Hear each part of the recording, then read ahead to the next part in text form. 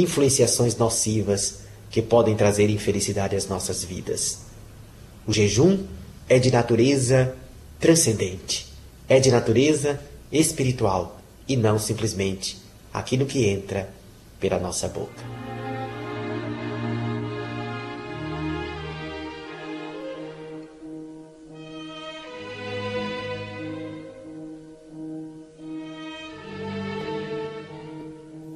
Um dos temas mais fascinantes para a humanidade é aquele que se refere à intervenção dos espíritos sobre a vida dos homens. Em todas as épocas da humanidade, nós vamos encontrar o mundo espiritual atuando sobre a criatura na Terra. Nos livros sagrados de todos os povos, praticamente nós encontramos esta presença espiritual agindo sobre os homens. Nós encontramos isto na civilização egípcia, nós encontramos na Babilônia, nós encontramos com Sócrates, que ele mesmo dizia que escutava os daimons, que eram gênios, os espíritos, dizendo ele ainda mais que existiam daimons bons e daimons ruins, gênios bons, gênios ruins. Nós vamos encontrar, por exemplo, Jesus, o maior de todos os profetas, o governador espiritual da Terra, afirmando categoricamente esse contato entre a dimensão física e a dimensão espiritual da existência. Tanto é verdade que ele conversava com espíritos, já que ele doutrinou várias dessas entidades, afastava as entidades impuras. Em um determinado momento, diante de um espírito impuro que perturbava a vida de alguém, ele dizia: esta casta de espíritos só pode ser afastada com muito jejum e oração. Em outra ocasião, o mestre inesquecível, ele disse-nos: um espírito impuro, quando afastado de alguém, vaga por terreno árido e deserto. Não encontrando local para ficar, retorna para sua antiga hospedaria e a encontrando do mesmo jeito como deixou, desarrumada, ali se instala novamente e ainda traz mais 7 espíritos com ele. Isso está na Bíblia. E o Espiritismo veio explicar, como vamos ver adiante, como isto ocorre. De que maneira isto acontece? Na história da própria cristandade, nós vamos encontrar Joana d'Arc, ouvindo as vozes celestiais que lhe levaram à vitória da França sobre o domínio da Inglaterra. Nós vamos encontrar outros grandes expoentes do cristianismo que escutavam vozes, que entravam em contato com a realidade da dimensão transcendente da vida. Nós vamos perceber, por exemplo, Francisco de Assis, médio de cura, mas também vidente, audiente, que tinha fenômenos extraordinários ocorrendo com ele, inclusive fenômenos de efeitos físicos. Mas como o Espiritismo poderia falar a respeito da intervenção do mundo espiritual sobre os homens? E em cima da reflexão a respeito, por exemplo, do exorcismo, já que todos nós sabemos, a religião oficial, a Igreja Católica, por exemplo, adota o exorcismo, que seria afastar entidades demoníacas que se encontram atuando sobre pessoas, sobre suas vítimas, que para nós são médiums. A doutrina espírita fala-nos da obsessão. A obsessão é o constrangimento, é a atuação de entidades envolvidas com as sombras, com o ódio, com a malícia, com a perseguição sobre uma ou mais pessoas. A obsessão ela se instala através de mecanismos de identificação, já que os espíritos precisam de sintonia para que possam se relacionar com as outras criaturas. Tudo no universo se manifesta através de sintonia, de afinidade. E o intercâmbio entre os dois mundos, o mundo físico e o mundo espiritual, explicita-se através desta sintonia. Allan Kardec, sob a inspiração do Espírito Verdade e de outras entidades venerandas, esmiuçou a questão da mediunidade, que nós encontramos, repito, na história de todos os povos da nossa civilização. Em O Livro dos Médiuns, ele relata como esta mediunidade pode se apresentar de forma diferenciada nas diversas pessoas que apresentam a ostensividade. Então, nós estudamos no Livro dos Médiuns, como encontramos na segunda parte de O Livro dos Espíritos, referência do mundo espírita ou da intervenção dos espíritos em nossas vidas. Allan Kardec perguntou aos espíritos superiores: se os espíritos interferiam na nossa vida. E eles responderam: sim, muito mais do que imaginais, tanto que frequentemente são eles que vos dirigem. Kardec também indaga e aprofunda o seu raciocínio a respeito de quem são os espíritos. E a resposta veio: os espíritos são aqueles que viveram na Terra utilizando o corpo físico e que, passando pelo fenômeno da morte, reassumem a sua condição de criaturas imortais. E esses espíritos, eles podem intervir nas criaturas? Sim, foi dito pelas entidades. Mas de que forma? De que maneira? Através da sintonia, encontrando o ambiente propício para que possam atuar sobre os homens. Lamentavelmente, a nossa Terra é um planeta de expiação e provas ainda. Grande parcela da humanidade encontra-se deseducada de valores espirituais de profundidade. Em consequência, essas criaturas, ao desencarnarem, se encontram despreparadas para conviver com a realidade da sociedade espiritual. Muitos apegados à matéria, cheios de paixões destrutivas ou de sentimentos corrosivos, continuam a exercer a sua influência sobre as criaturas no planeta, e muitas vezes de forma vingativa e infeliz. Daí se estabelecem as obsessões. Emmanuel, o guia espiritual do inesquecível Chico Xavier, já dizia: toda obsessão começa no obsidiado, assim como toda libertação também inicia-se nele, demonstrando com isso que somos nós que estabelecemos quais serão as nossas companhias espirituais.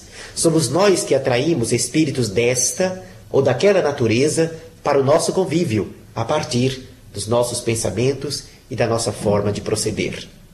Pois bem, na prática do exorcismo realizado fora dos meios espíritas, há uma preocupação muitas vezes de natureza externa, jogando esta ou aquela água sobre o corpo do médium a fim de afastar a criatura demoníaca que está atuando sobre aquele rapaz ou aquela jovem ou aquela pessoa.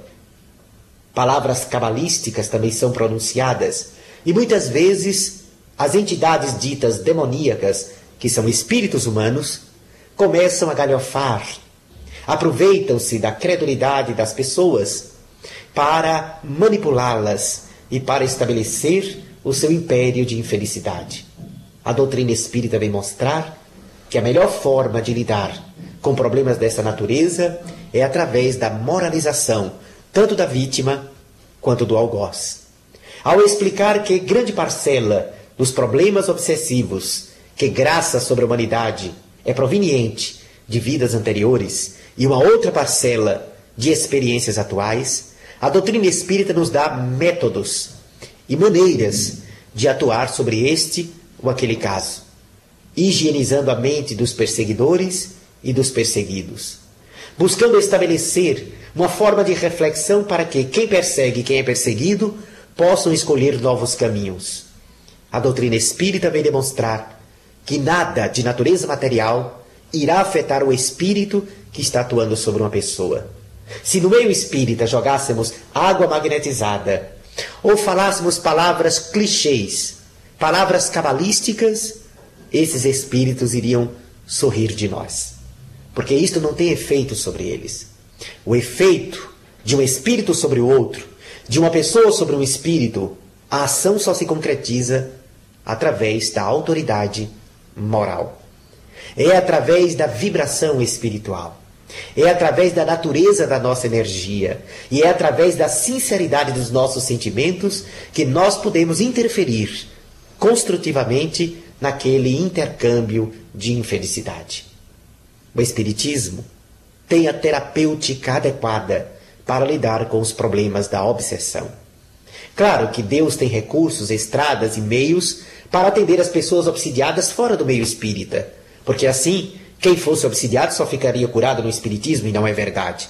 Porém, a terapêutica espírita é efetivamente a mais eficiente em função do conhecimento que o Espiritismo nos traz, do que é o mundo dos espíritos, de quem são os espíritos, de como eles atuam sobre as pessoas, quais são os mecanismos que eles utilizam, qual é o ferramental utilizado pelas entidades vingativas para atingir as pessoas e de que maneira nós podemos colocar nessas pessoas que são vitimadas o instrumento para que elas aprendam não apenas a se defender, mas aprendam, sobretudo, a auxiliar quem lhe persegue a encontrar o seu próprio caminho.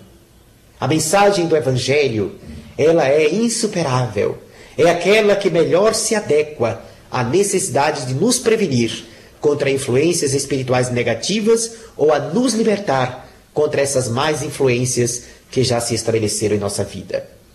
Diz-nos a doutrina espírita que nenhuma criatura está isenta de sofrer qualquer influência nociva do mundo espiritual, até porque quem vive na Terra ainda apresenta defeitos morais, problemas não resolvidos na intimidade da alma. Ainda trazemos histórias do passado, ou ainda carregamos na atualidade crises de agressividade, atitudes de infelicidade, de tristeza excessiva, nos entregamos à depressão, estabelecemos pensamentos pessimistas, que são verdadeiros plugs que nos ligam a esse conúbio de força, de tristeza e de dor. A doutrina espírita traz não apenas a terapêutica para sanar o problema, mas traz também o material para a prevenção. A prevenção está na nossa educação íntima, na educação espiritual da criatura. Não basta desejarmos que um espírito se afaste de alguém. É imprescindível estabelecermos os elementos para que esta entidade espiritual não possa voltar a atingir aquele que nós pretendemos auxiliar ou a nós mesmos. Tudo é frequência vibratória. Se nós conseguirmos estabelecer na nossa vida ou na vida daquele que é perseguido, vitimado por uma obsessão, que ele precisa melhorar a sua frequência vibratória e que esta melhoria de vibração espiritual se dá através da sua evangelização, da sua mudança de interesse, através da sua espiritualização, nós iremos, portanto, fazer cessar o que alimenta a influência espiritual nociva, que é a identificação de frequência vibratória, que é a identificação de fluidos. Melhore-se o homem, e ele então se libertará das más influências espirituais. Eduque-se os espíritos, e breve não teremos na atmosfera da Terra nenhuma presença espiritual infeliz, capaz de perseguir, vitimar e prejudicar existências. O nosso mundo está sofrendo uma transformação para melhor.